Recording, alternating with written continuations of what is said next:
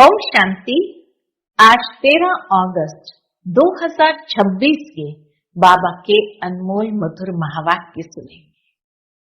आज की मुरली से पहले गीत बजा है, तकदीर जगाकर आई हूं। तो बाबा कहते हैं, बच्चे तकदीर कैसे जगती है? तकदीर जगती है जब हम पतित पावन बाप को याद कर पावन बनते हैं।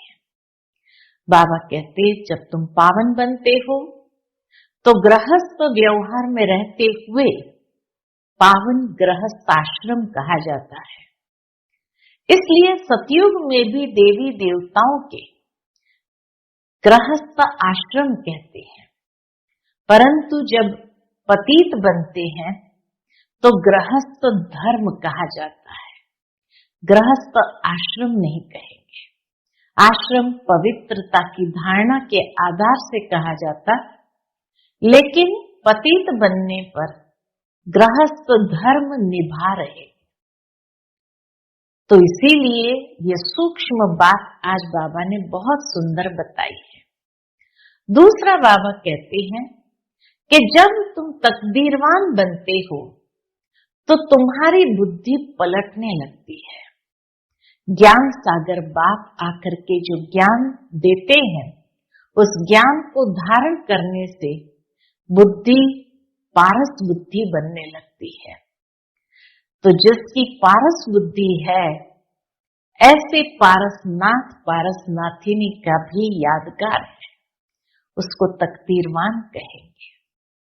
साथ ही साथ बाबा कहते हैं कि जो तकदीरवान है वो सबको सुख देते हैं। तुम व्यास के बच्चे सच्चे सच्चे सुखदेव हो, तो तुम सबको सुख देना आरंभ करते हो। कभी किसी को मन वचन कर्म से दुख नहीं देते, उसको कहते हैं तकदीरवान बच्चे। ऐसे बाबा ने आज की मुरली में अनेक ऐसी सुंदर निशानियां बताई हैं, जिससे हम स्वयं को भी देख सकते हैं हम कहां तक तकदीरवान बने। तो सुनते हैं आज के बाबा के अनमोल मधुर महावाक्य। ओम शांति। मीठे बच्चे, बाबा आए हैं तुम्हारे तकदीर जगाने। पावन बनने से ही तकदीर जगेगी। आज की मुरली से प्रश्न है, जिन बच्चों की तकदीर जगी हुई है उनकी निशानी क्या होगी? उत्तर, वे सुख के देवता होंगे। बेहद के बाप से सुख का वर्षा लेकर सबको सुख देंगे। कभी भी किसी को दुख नहीं दे सकते। वह है व्यास के बच्चे, सच्चे सच्चे सुखदेव। दूसरी निशानी, वह 5 विकारों का संन्यास कर सच्चे सच्चे राजयोगी राज ऋषि कहलाते हैं।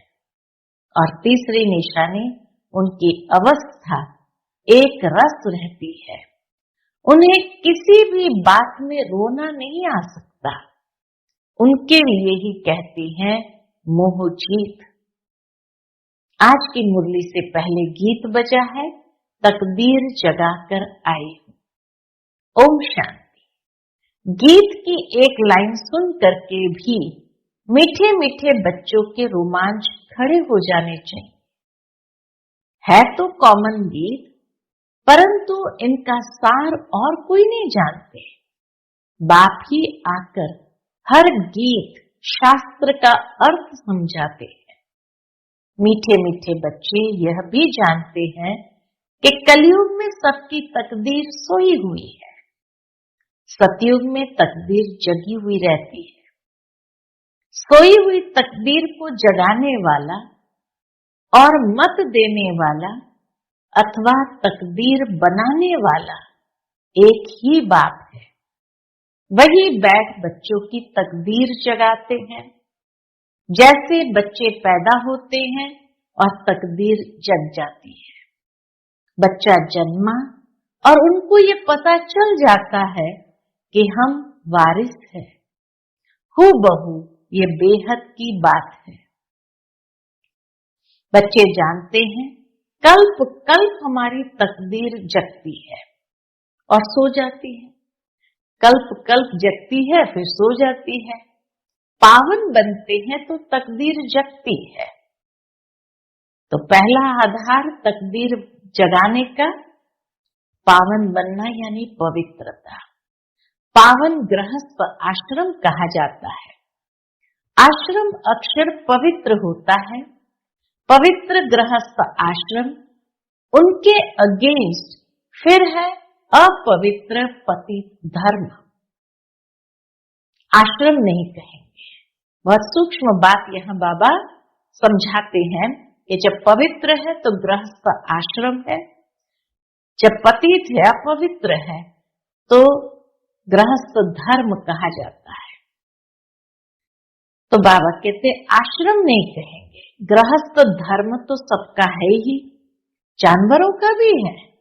बच्चे तो सब पैदा करते हैं, जानवरों को भी कहेंगे गृहस्थ धर्म में है। अब बच्चे जानते हैं हम स्वर्ग में पवित्र गृहस्थ आश्रम में थे, देवी देवता थे, उन्हों की महिमा भी गाते हैं। सर्वगुण संपन्न, 16 कला संपूर्ण। तुम खुद भी गाते थे बाबा के, तुम खुद भी तो गाते थे। अभी समझते हो हम मनुष्य से 100 देवता फिर से बन रहे हैं। देवी देवताओं का धर्म है। फिर ब्रह्मा विष्णु शंकर को भी देवता कहते हैं। ब्रह्मा देवताय नमः, विष्णु देवताय नमः। शिव के लिए कहेंगे शिव परमात्माय नमः। तो फर्क हुआ ना, शिव और शंकर को एक कह नहीं सकते। पत्थर बुद्धि थे, अब पारस बुद्धि बन रहे हैं। देवताओं को तो पत्थर बुद्धि नहीं कहेंगे। बाबा कहते देवताओं को तो पत्थर बुद्धि नहीं कहेंगे। फिर ड्रामा प्लान अनुसार रावण राज्य होने से उन्हों को भी सीढ़ी उतरनी है, देवताओं को भी सीढ़ी उतरनी। पारस बुद्धि से पत्थर बुद्धि बनना है। सबसे बुद्धिमान बनाने वाला तो एक ही बाप है। तुमको पारस बुद्धि बनाते हैं, तुम यहाँ आते हो पारस बुद्धि बनने। तो पारस बुद्धि माना तकदीर जगी हुई। पारसनाथ के भी मंदिर है, वहां मेला लगता है, परंतु ये किसको भी पता नहीं है पारसनाथ कौन है। वास्तव में पारस बनाने वाला तो बाप ही है। वह है बुद्धिवानों की बुद्धि। यह है तुम बच्चों की बुद्धि के लिए खुराक। बुद्धि कितना पलटती है। ज्ञान है बुद्धि के लिए खुराक, और जिस ज्ञान के माध्यम से हमारी बुद्धि पलटती है तो तकदीर जगती है। जैसे गाया जाता है see no evil, hear no evil, talk no evil. अब बंदरों की तो बात नहीं है, मनुष्य ही जैसे बंदर मिसल बन जाते हैं। एप्स अर्थात वन मानुष की मनुष्य से भेंट की जाती है। वन मानव कहते हैं ना, उसको अंग्रेजी में कहते एप्स। तो वन मानुष की मनुष्य से भेंट की जाती है, इसलिए कहते बंदर हमारे पूर्वज थे। एप्स से हम मनुष्य की बिरादरी आई है। इसको कहा ही जाता है कांटों का जंगल। बाबा कहते वास्तव में हम तो देवताओं की वंशज है, कोई बंदरों की वंशज नहीं है। कितना एक दो को दुख देते रहते हैं। अभी तुम बच्चों की बुद्धि को खुराक मिल रही है। बेहद का बाप खुराक दे रहा है। ये पढ़ाई है, इसको ज्ञान अमृत भी कहते हैं। ये ज्ञान अमृत से ही हमारी तकदीर जगती है। कोई जल आदि नहीं, ज्ञान अमृत कोई जल आदि नहीं। आजकल सब चीजों को अमृत कह देते हैं। गंगा जल को भी अमृत कहते हैं। देवताओं के पैर धोकर पीते हैं, पानी रखते हैं, उनको भी अमृत की अंजलि समझते हैं। अंजलि जो लेते हैं उसको ऐसे नहीं कहेंगे कि ये पतितों को पावन बनाने वाला है। गंगा जल के लिए कहते हैं पतित पावनी है, कहते भी हैं मनुष्य मरे तो गंगा जल मुख में हो। दिखाते हैं अर्जुन ने बाण मारा फिर अमृत जल पिलाया। तुम बच्चों ने कोई बाण आदि नहीं चलाए। एक गांव है, भारत में कहीं एक गांव है जहां बाणों से लड़ाई करते हैं। वहां के राजा को ईश्वर का अवतार मानते हैं। बाप कहते ये सब भक्ति मार्ग के गुरु है। सच्चा सच्चा सदगुरु एक ही है। सर्व का सदगति दाता एक है जो सबको साथ ले जाते हैं। बाप के सिवाय वापस कोई ले नहीं जा सकता। ब्रह्म में लीन हो जाने की भी बात नहीं। ये नहीं कि ब्रह्म में लीन हो जाना है, ये नाटक बना हुआ है जो चक्र अनादि फिरता ही रहता है। वर्ल्ड की हिस्ट्री ज्योग्राफी कैसे रिपीट होती है ये अभी तुम जानते हो। मनुष्य अर्थात आत्माएं अपने बाप रचता को भी नहीं जानते हैं, जिसको याद भी करते हैं ओ गॉड फादर। हद के बाप को कभी गॉड फादर नहीं कहेंगे। गॉड फादर अक्षर बहुत अदब से यानी इज्जत से कहते हैं। उनके लिए ही कहते हैं कि वह पतित पावन दुख हरता सुख करता है। एक तरफ कहते हैं वह दुख हरता सुख करता है, और फिर कोई दुख होता है, वह बच्चा आदि मर जाता है तो कह देते ईश्वर ही सुख दुख देता है। ईश्वर ने हमारा बच्चा ले लिया, ये क्या किया? ईश्वर को फिर गाली देते हैं। कहते भी है ईश्वर ने बच्चा दिया है, फिर अगर उसने वापस ले लिया तो तुम रोते क्यों हो? ईश्वर के पास गया ना। सतयुग में कब कोई रोते नहीं है। बाप समझाते हैं रोने की तो कोई दरकार नहीं। आत्मा को अपने हिसाब किताब अनुसार जाकर पाठ बजाना है। ज्ञान न होने कारण मनुष्य कितना रोते हैं। ज्ञान यानी समझ न होने कारण कितना रोते हैं, जैसे पागल हो जाते हैं। यहाँ तो बाप समझाते हैं अम्मा मरे तो भी हलवा खाना, बाप मरे तो भी हलवा खाना। नष्टो मोहा होना है। हलवा खाना माना कोई सचमुच में हलवा बनाकर खाने की बात नहीं है। प्रैक्टिकल नष्ट मोहा होना है। हमारा तो एक ही बेहद का बाप है, दूसरा न कोई। ऐसी अवस्था बच्चों की होनी चाहिए। मोहजीत राजा की कथा भी सुनी है ना। सतयुग में कभी दुख की बात नहीं होती है, वहां मृत्यु भी एक महोत्सव होता है। जाने से पहले साक्षात्कार होता है कि अब ये शरीर बहुत पुराना हो गया, अब जाना है, और कहाँ जाना है वो भी साक्षात्कार होता। तो सारे परिवार को बुला करके छुट्टी लेते हैं और बड़ा उत्सव मनाते हैं कि खुशी खुशी से उसको अगले जन्म के लिए भेज रहे हैं। तो इसीलिए वहां मृत्यु भी एक महोत्सव बन जाता है। बाबा कहते सतयुग में कभी दुख की बात नहीं होती, न कभी अकाले मृत्यु होती है। बच्चे जानते हैं हम काल पर जीत पाते हैं। बाप को महाकाल भी कहते हैं। कालों का काल, तुमको काल पर जीत पानी है, अर्थात काल कब खाता नहीं। काल न आत्मा को न शरीर को खा सकता। आत्मा एक शरीर छोड़ दूसरा लेती है, उसको कहते हैं काल खा गया। एक शरीर छोड़ दूसरा लेती तो कहते काल खा गया। बाकी काल कोई चीज नहीं है जो आकर के खा लेवे। मनुष्य महिमा गाते रहते हैं, समझते कुछ नहीं। अच्युतम केशवम, बाप समझाते हैं ये 5 विकार तुम्हारी बुद्धि को कितना खराब कर देते हैं। इस समय कोई भी बाप को नहीं जानते। बाबा कहते इस समय कोई भी बाप को नहीं जानते हैं, इसीलिए इनको ऑर्फन्स की दुनिया कहा जाता है। ऑर्फन्स माना अनाथों की दुनिया है। कितना आपस में लड़ते झगड़ते रहते हैं। अनाथ होने के कारण ही लड़ते झगड़ते रहते हैं। ये सारी दुनिया बाबा का घर है ना। बाप सारी दुनिया के बच्चों को पतित से पावन बनाने आते हैं।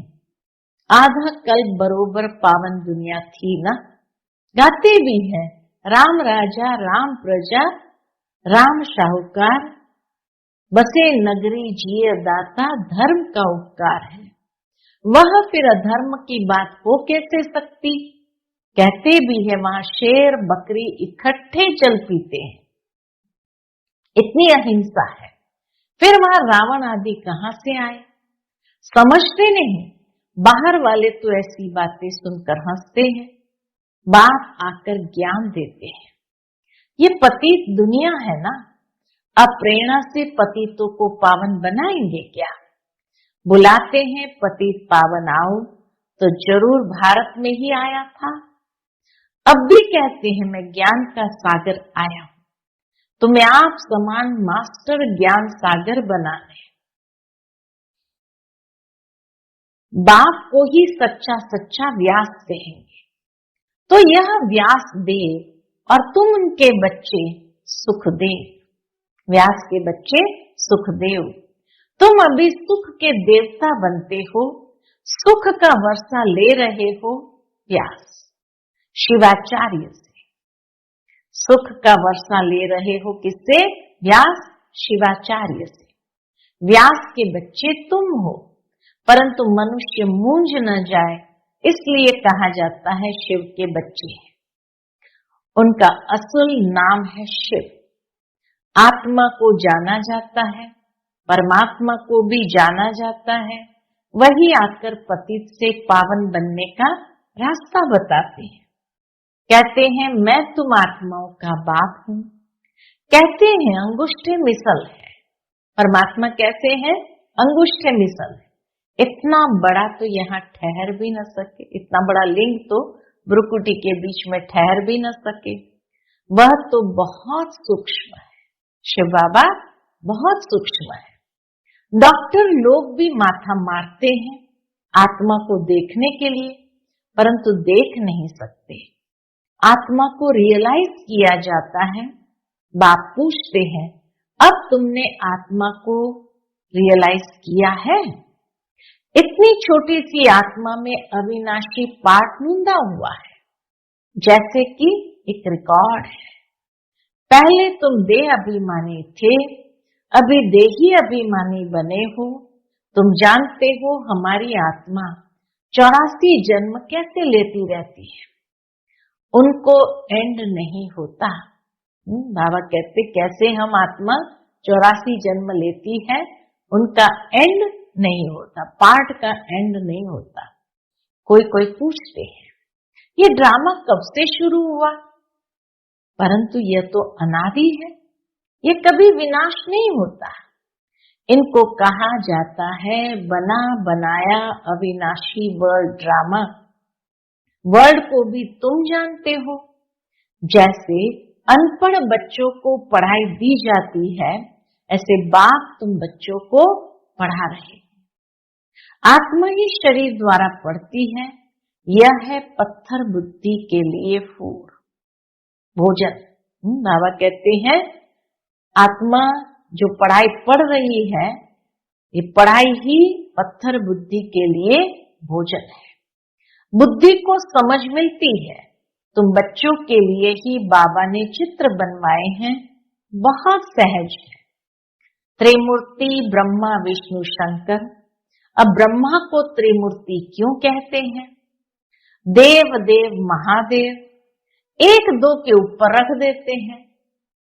ब्रह्मा को त्रिमूर्ति कह दिया, माना तीनों मूर्तियों का रचयिता। फिर देव देव महादेव कह दिया, तो दोनों को एक दूसरे के ऊपर रख दिया। अर्थ कुछ भी नहीं जानते। अब ब्रह्मा कैसे हो सकता, जबकि ब्रह्मा को प्रजापिता कहा जाता है, तो सूक्ष्म वतन में वह देवता कैसे हो सकता। प्रजापिता ब्रह्मा तो यहाँ होना चाहिए। यह बातें कोई भी शास्त्र में है नहीं। बाप कहते मैं इस शरीर में प्रवेश कर इन द्वारा तुमको समझाता हूँ, इनको अपना रथ बनाता हूँ, इनके बहुत जन्म के अंत में मैं आता हूँ। यह भी 5 विकारों का संन्यास करते हैं। संन्यास करने वाले को योगी ऋषि कहा जाता है। संन्यास करने वाले को योगी ऋषि कहा जाता है। अभी तुम हो राज ऋषि। तुम प्रतिज्ञा करते हो। वह सन्यासी लोग तो घबराकर छोड़ चले जाते हैं। यहाँ तो स्त्री पुरुष इकट्ठे रहते हैं, कहते हैं हम विकार में कभी नहीं जाएंगे। मूल बात है ही विकार की। तुम जानते हो शिव बाबा रचयिता है, वह नई रचना रचते हैं। वह बीज रूप सतचित आनंद का सागर, ज्ञान का सागर है। स्थापना पालना विनाश कैसे करते हैं ये बाप ही जानते हैं। इन बातों को मनुष्य तो जानते नहीं। तुम बच्चे अभी इन सब बातों को जानते हो, इसलिए सबको समझा सकते। बाबा कहते तुम जानते हो इसीलिए समझा सकते हो। अच्छा, मीठे मीठे सिकिलदे बच्चों प्रति माता पिता बाप दादा का याद प्यार और गुड मॉर्निंग। रूहानी बाप की रूहानी बच्चों को नमस्ते। हम सभी रूहानी बच्चों की रूहानी माता पिता बाप दादा को याद प्यार, गुड मॉर्निंग और नमस्ते नमस्ते। शुक्रिया बाबा, शुक्रिया। आज की मुरली से धारणा के लिए मुख्य सार है। पहली पॉइंट, हर एक आत्मा का हिसाब किताब अपना अपना है।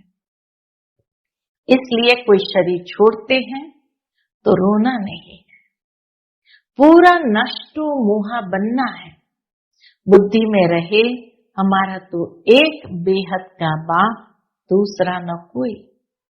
दूसरी पॉइंट, 5 विकार जो बुद्धि को खराब करते हैं उनका त्याग करना है। सुख का देवता बन सबको सुख देना है, किसी को भी दुख नहीं देना है।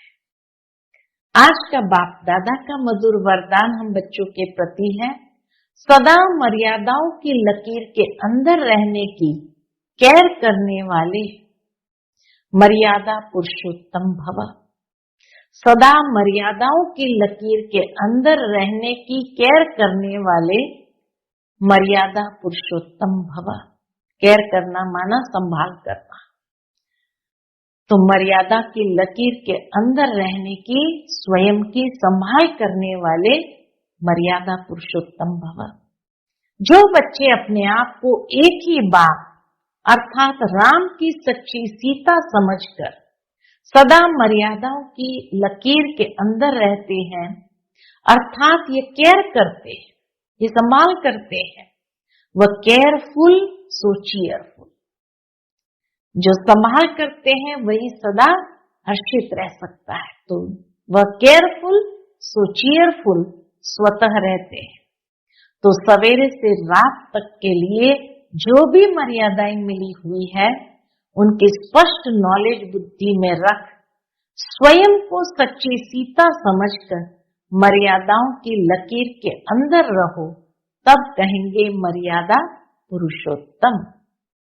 मर्यादा की लकीर के अंदर रहेंगे तब कहेंगे मर्यादा पुरुषोत्तम।